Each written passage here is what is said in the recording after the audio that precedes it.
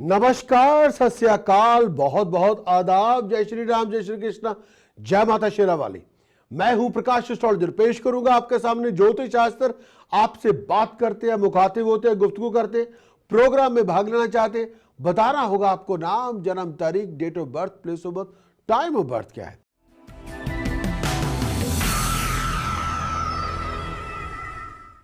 हाँ जी, हाँ जी, बोलिए जी। तो प्रकाश जी, ये अब मैं जैसा आपने नेक्स्ट मंथ का कहा है, एक्चुअली मैं इस नेक्स्ट मंथ में ट्रैवलिंग कर रहा हूँ। मैं कॉन्फ्रेंसेस पे जाऊंगा। हाँ और इस तरह की चीज होगी। हाँ और मोस्ट लाइकली मुझे इसी पीरियड में कुछ ऐसे लोगों से भी मिलना है जो हो सकता है मेरे लिए न्यू अपॉर्चुनिटीज क्रिएट करें। हाँ तो उस लिहाज से इवन दो मतलब इमेजिन करें, मैंने जो उपाय हैं आपने कहा वो कर लिए और जो कॉन्फ्रंटेशंस हैं उनको अवॉइड कर लिया, तो ओवरऑल इन मेरे लिए फिर ये वक्त प्रॉफिटेबल हो सकता है, मतलब अगर मैं काम पे लगा रहूं। अच्छा, पहले जो आपकी जो ट्रैवलिंग क्या 13 सितंबर के बाद है या 5 अक्टूबर के बाद है? प्रकाश जी, मैं अभी नेक्स्ट वीक जाऊंगा वॉरिक 2 हफ्तों के लिए। हाँ, फिर 29 सितंबर को मैं इटली जा रहा हूँ 1 वीक के लिए, और 5 अक्टूबर को वापस आऊंगा। जो 29 के बाद का टाइम है वो वेरी फाइनेस्ट है, बहुत अच्छा है। लेकिन जो अभी जो टाइम चल रहा है इसमें आपको अपना कॉन्फिडेंस रखना होगा। अच्छा जी।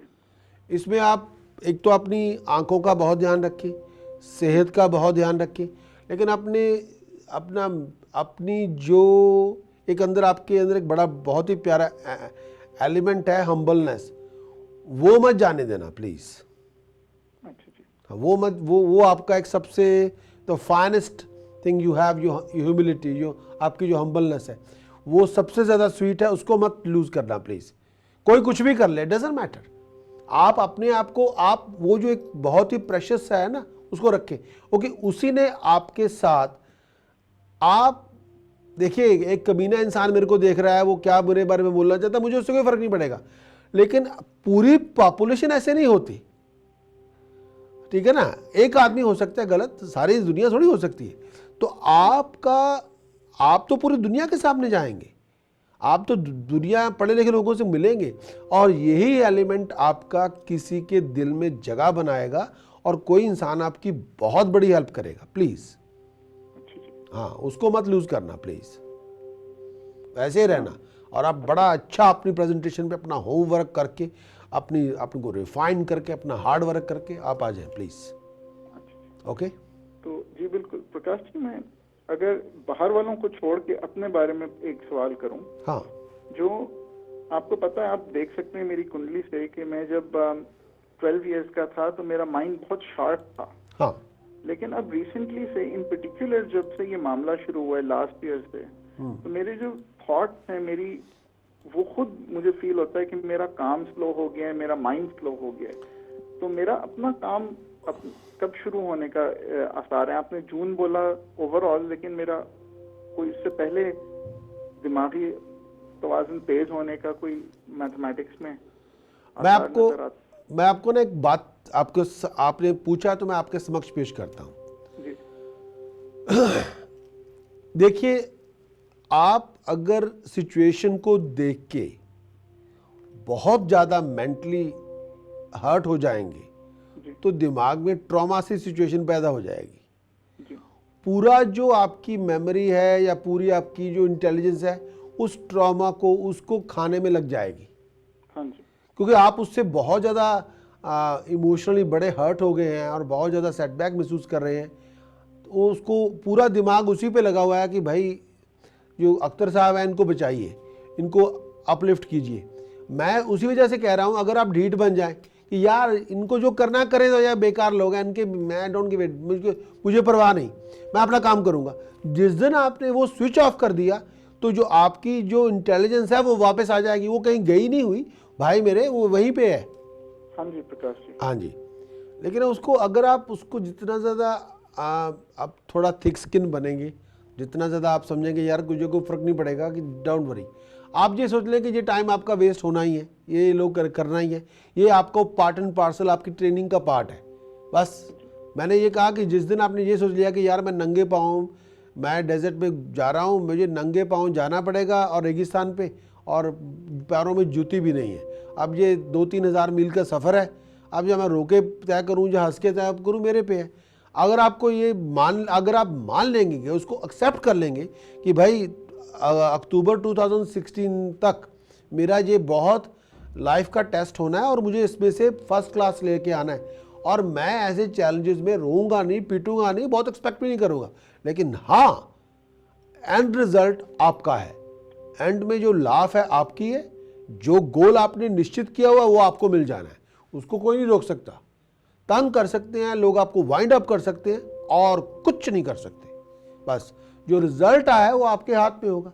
2016 अक्टूबर के बाद भाई मियाँ आपने तो पीछे मुड़ के देखना ही नहीं, फिर तो आपकी बहुत बड़ी एक शानदार जर्नी शुरू हो जाएगी और वो लाइफ लॉन्ग होगी। क्या बात करते हैं, वो वन ऑफ द फाइनेस्ट होगी।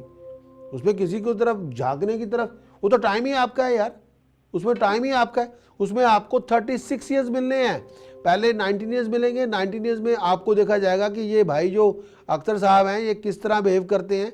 अगर 19 ईयर्स में आपने कोई ऐसी हरकत ना की, किसी का दिल ना दुखाया और किसी से बद्दुआ नहीं ली, तो भाई मियाँ 36 ईयर यार, 36 ईयर्स वो बहुत होते हैं एक प्रोफेशनल ग्रोथ के लिए। 36 साल यार, 36 साल में जनरेशन चेंज हो जाती है भाई, 2 जनरेशन चेंज हो जाती है। क्या बात करते हैं, तो वो एक बहुत अच्छा टाइम है आपके लिए, रिमार्केबल सक्सेस के लिए, अपनी काबिलियत को मनवाने के लिए, अपना सिक्का जमाने के लिए और अपना हिस्ट्री पैदा करने के लिए। और दूसरी बात यह है अख्तर साहब कि जितने भी बड़े लोग हैं भाई, उन सब ने बड़ी मार खाई है, बड़ा स्ट्रगल किया है। आप उनका इतिहास देखें, जिनको आज हम बहुत बड़ा मानते हैं, कभी इनकी बड़ी बेइज्जती हुई थी, कभी लोगों ने बहुत जलील और खज्जल ख्वार किया था। ये लोग उससे गुजरे हैं, उससे निकले हैं, फिर तब जाके बने हैं। अरे भाई सोना भी कुंदन बनता है आग से निकल के। तो आप ये पॉजिटिव लें इसको प्लीज, आपकी सक्सेस कोई नहीं रोक सकता। जी तो प्रकाश जी, आई थिंक आपने मुझे इतनी अच्छी तरह से जो बता दिया है, तो मैं तो सिर्फ इतना ही पूछूंगा कि अगर कोई फाइनल वर्ड्स हैं आपके तो मैं वो सुनना चाहूंगा, फिर मैं आपसे थोड़े महीनों बाद वापस बात कर लूंगा। फाइनल वर्ड में भाई यही कहना चाहता हूँ, आपसे गुजारिश करता हूँ कि आप फोकस रहें, डिस्ट्रैक्ट ना हो, किसी की ओछी हरकतों पे तवज्जो बिल्कुल ना दें। आप बहुत शानदार पढ़े लिखे इंसान हैं, आपका बड़ा अच्छा फ्यूचर है, इसमें दो राय नहीं है। लेकिन भाई मेरे, ये आपका इम्तिहान हो रहा है। आप एक उस फेज़ में जा रहे हैं जिसमें कुदरत आपको टेस्ट कर रही है। तो जब कुदरत ने टेस्ट करना होता है, चाहे आप पाकिस्तान में हो, इंडिया में हो, बांग्लादेश में हो, यूके में हो, यूएसए में हो, ऑस्ट्रेलिया में हो, कुदरत ने टेस्ट कर लेना है। उसका इंफ्रास्ट्रक्चर है, उसने वो नमूने आपके सामने ले आने हैं। ठीक है, वो इंसानों के रूप में भी हो सकते हैं, वो हर तरह के किसी भी रूप में हो सकते हैं। वो नमूनों ने उन्हीं के मुताबिक ही उन्होंने पेश होना है। ये आपका एक टेस्ट हो रहा है भाई। मैं अगर मैथमेटिक्स की डिग्री अमेरिका में लूँ या दिल्ली यूनिवर्सिटी से लूँ, डिग्री तो डिग्री है ना भाई, उसमें टेस्ट तो वही होगा, कोर्स भी वैसे ही होंगे, कोई ज़्यादा तो ऊपर नीचे नहीं। हाँ थोड़ा बहुत फ़र्क होगा, लेकिन वहाँ भी एग्जामिनर है, वहीं पे भी एग्जामिनर है। ये कुदरत आपका एक इम्तिहान ले रही है। आपकी एक महादशा चल रही है जिसे हम कहते हैं जुपिटर की, उसमें राहु की अरदशा चल रही है। अब जो राहु बैठा हुआ है वो एक, उसके बारे में हम कभी हमारे YouTube चैनल पे जाके ना हम राहु की ट्रांजिट के बारे में बात करेंगे, जब वो आजकल में आ रहा है तो उसके बारे में आप वो एक राहु एक वो प्लेनेट है जो खुद साइंटिस्ट है, जो खुद रिसर्चर है, जो खुद स्कॉलर है। वही आपका टेस्ट ले रहा है, वही आपको टेस्ट करना चाहता है।